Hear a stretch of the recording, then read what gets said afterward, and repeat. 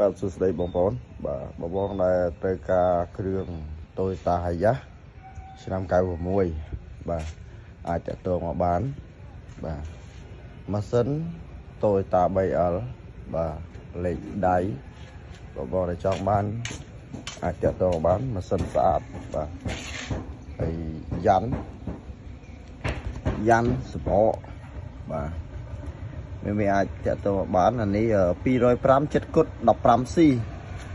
បាទចាំមានតែចង់បានគ្រឿងតាក់ទងមកបាទឡាននេះគាត់ដងគាត់កាត់រកដឹកប្រេងដល់ពេលគាត់ទិញបានឡានមួយទៀតទៅគាត់លក់អត់ឲ្យចេញមកវិញបាទហើយ Toyota Hiace បាទមានតែចង់បានប៉ុងក្រោយបាទប៉ុងចទាបាទប៉ុងចទាមួយឈុត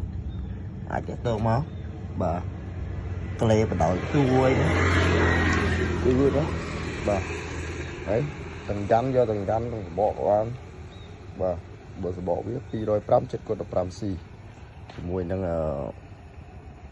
ទ្វារពីក្រោយបាទមើលចង់បានអីតាក់ទងមកបាទ